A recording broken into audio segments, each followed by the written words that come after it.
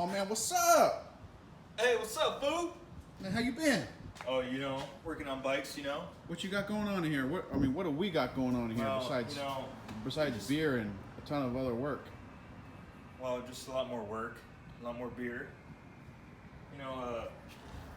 Did some a little bit of welding up in here, and these buttons over here, and my seat pivot. Finally decided to just do it on my own. But this has just kind of been on a little bit on the back burner. We got a few more new bikes here that weren't really planned, but it worked out really well. Yeah, we're kind of running out of space right now. There ain't no room in here, and I mean, we might get a picture for you guys once it's all back over there, but all these bikes fit, believe it or not, over there with a car in here. Yeah, too. with the car in here. So, don't people shouldn't complain about size of the garage. Yeah, we can make literally, we'll build a bike anywhere. We can build a bike anywhere. So, but if you guys have ever been to Japan and seen the shops over there, you would understand like this is actually pretty big for them. So, even if you have a one-car garage, you're still doing a lot better than most people. So, just keep that in mind. But anyways, what have we been thrashing on this last week or so? So, remember, this is Superior Vintage Iron Channel. We're going to give you a little rundown of what we've been doing this last week. We've been thrashing big time to kind of get my 46 into final fab and to get this thing moving. I want to get this thing done within a month. Kind of slacking on it. Just kind of had a bunch of other things going, as you guys seen in the garage. But anyway, we'll give you a little rundown, kind of how we did it and how we mount stuff, and maybe hopefully it'll help you guys out in the future. We use basic tools this time, like a basic MIG welder, just regular grinder, die grinder, just pretty simple stuff that we don't use anything fancy. We don't got fancy tools, so we make the best out of what we got, and this is what you guys will see right now on 46. So we're gonna go over that right now. I'm gonna hand this over to El Chupacabre here, and we're gonna start filming. So let's give them the full rundown. We'll give them the full build list. I know a lot of people don't like to talk about what they actually got into their bikes. I don't know if it's like some secret thing or what, or people don't want to know, or people don't want to share it because they want to keep it a secret. I don't really know.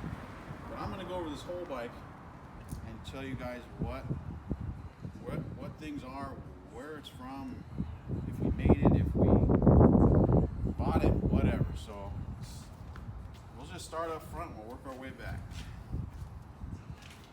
This wheel and hub assembly, this hub is all the way from Japan. It's from a guy named Daikobi. And so he machines this hub, and I fell in love with it when I was over there, so I had to have it. The spokes are customs from Buchanan's. The rim is a V-twin 21-inch standard rim. Nothing fancy, just simple. The triple trees. This is a 41 millimeter wide glide front end. The triple trees are also from Daikobi, all the way from Japan. They're a narrowed set. They kind of go with the hub. They just look really good on this bike, and it narrowed up the front end pretty good. The forks are 4-over tubes, 41 millimeter tubes. The legs are early wide glide legs are off of 69 shovelhead. Yeah, those actually, they came off my bike originally. They're smoothed out. There's no tabs on them. Machined them down, but they're smooth. This headlight, standard 4.5-inch headlight we got off of Lowbrow Customs. There's no paint in here, there's no anything like that. It's just, I'm just telling you, this is a good quality product. It's simple, but it does the job. 4-inch risers. These are from Jeff Layton at Wretched Hive. He manufactures these. These are an absolutely beautiful piece. Just a fantastic setup. Handlebars. These are custom made by REV, V Manufacturing. I kind of gave them what I was looking for, specs wise, length, width, height, all that. and he has the tooling to bend these, so I just let him do it, and he went to town, and they came out exactly how I wanted it. So the gas tank is a stock style Sportster tank. I don't even remember where I got it from, but it basically a stock style Sportster tank that we modified to make work with the factory mounting up here on the neck, and we added this tab in the back to accommodate fender mounting or frame mounting in the back. So it's just a stock Sportster tank that we modified to make work on this frame. Yeah, if you guys want to see what is underneath that, it's one of these right here. It's basically a bung that we welded in and rounded off to match the contour of the back of that. And so the seat and the pad. These are from River Seat.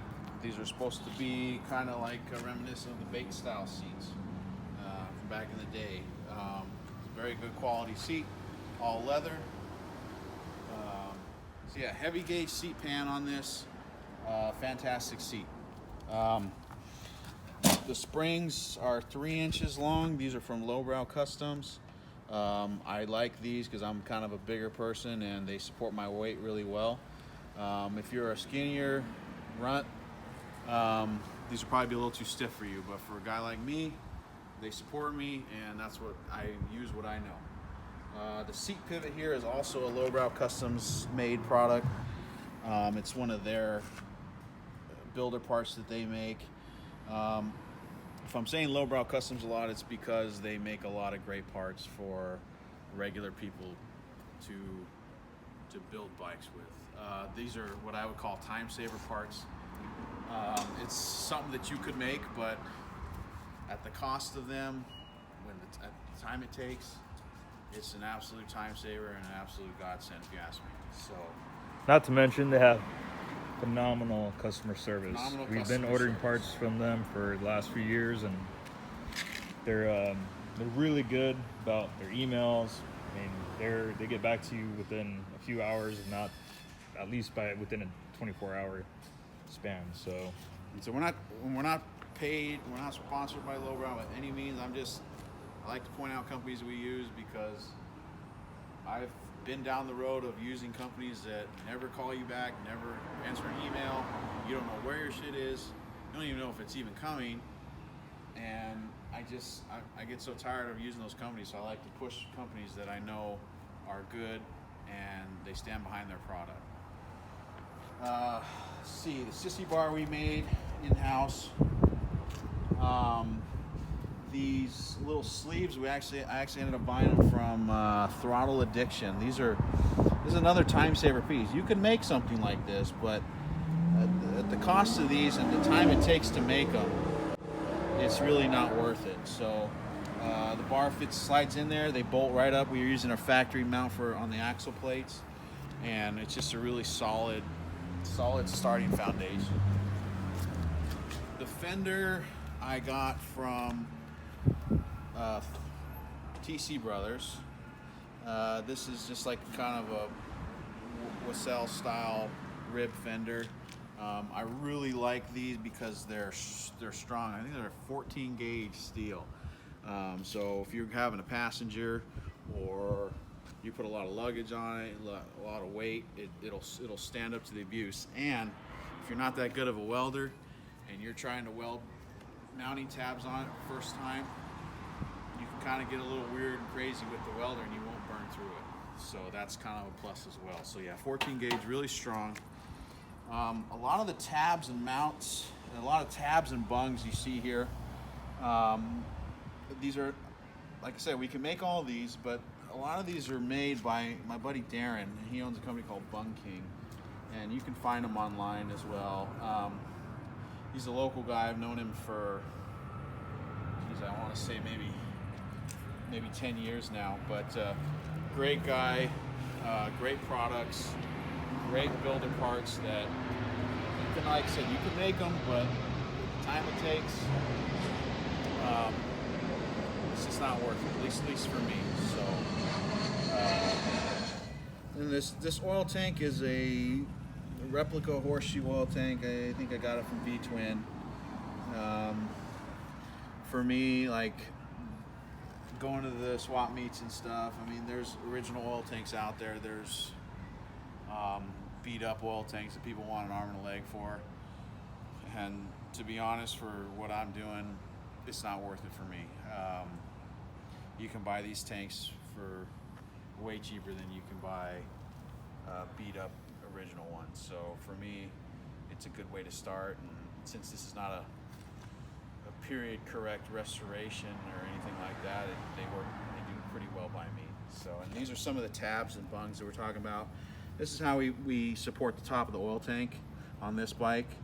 Normally it actually supports off the rear fender, but since we're not using the stock fender, the stock mounts, this is how I like to support the rear of the oil tank.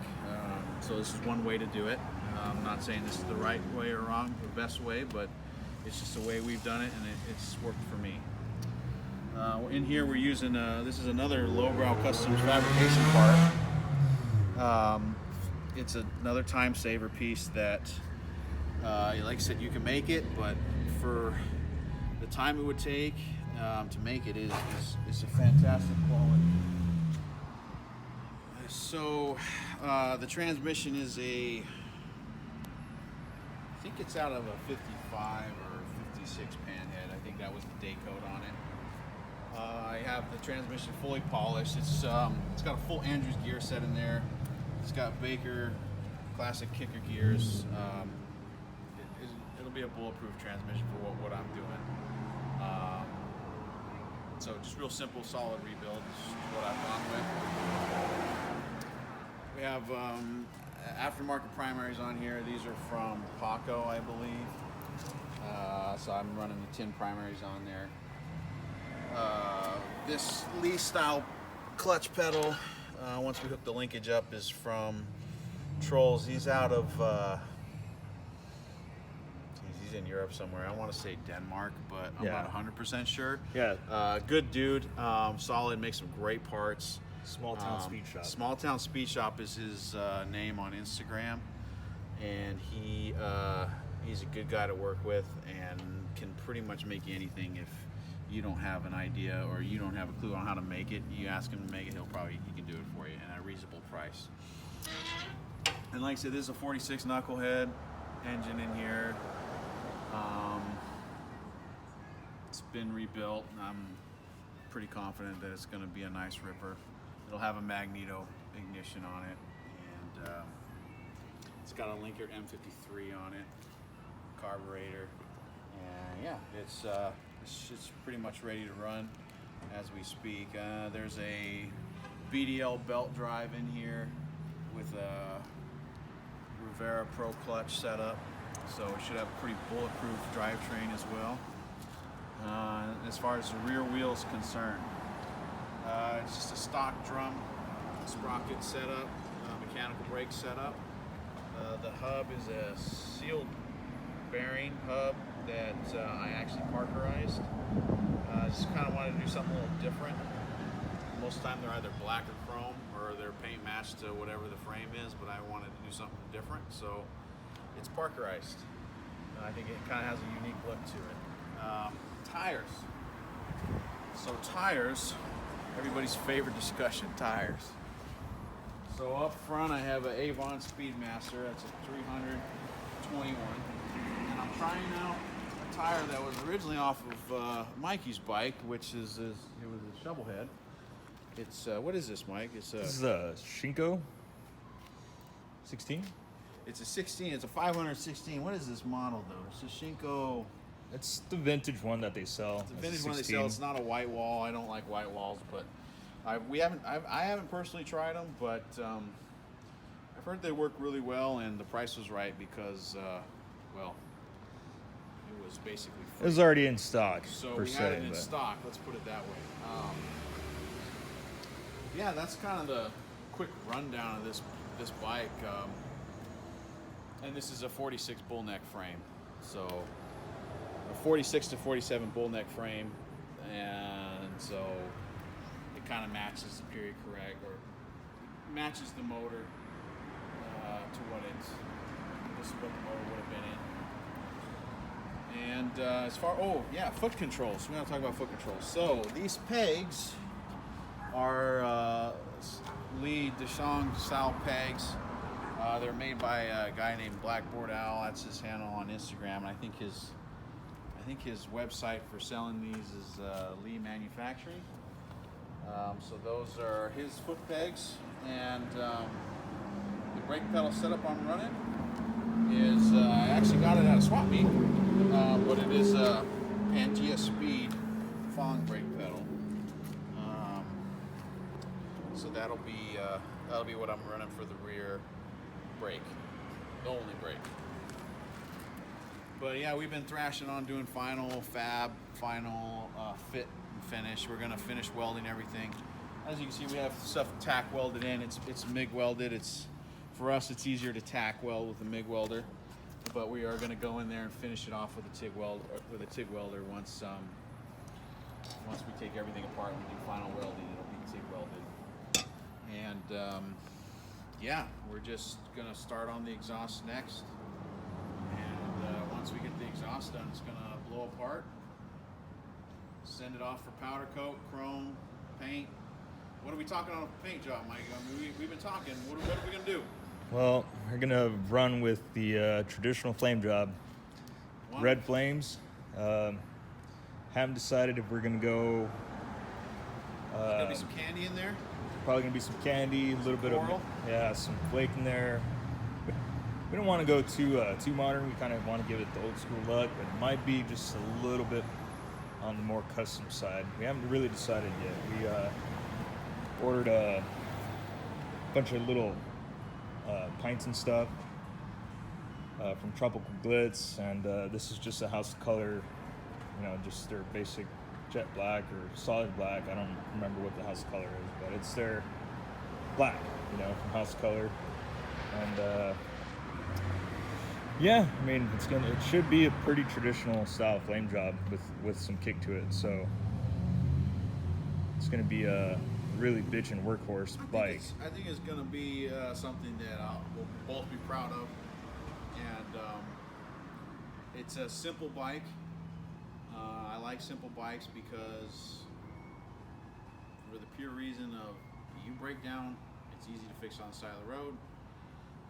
This is going to be my workhorse. I call it a daily rider. It's going to be practically my daily rider. So I want it to be simple to fix, simple to work on, and that's what I'm going with. So that's why it has simple fabrication and simple off-the-shelf parts. The reason we do that is because they work. So that's what we're going for, and we'll keep you guys updated as we blow this thing apart and send things off to paint and powder and chrome. And we'll be doing the paint in house actually. Yeah, I was gonna bring that up. Paint we're doing ourselves. So yeah, paint we're doing ourselves. Obviously powder coating, we don't have the capabilities to do powder coating. There won't be too many powder coated parts, mainly the frame, but there's going to be some chrome involved here. So yeah, just kind of stay tuned with us, and we'll be showcasing how this bike turns out, and maybe having some paint tips along the way as well. Absolutely. Anyways, thanks for watching. Don't forget to subscribe, like the video. It gives us motivation to keep making these things. There's obviously a lot of other people out there you can watch and waste your time doing, but we hope that you guys enjoy some of the content we're putting out. And any questions, leave them in the comments. We try to answer them to the best of our abilities. And yeah, see you next time. Mahalo. Motherfucker.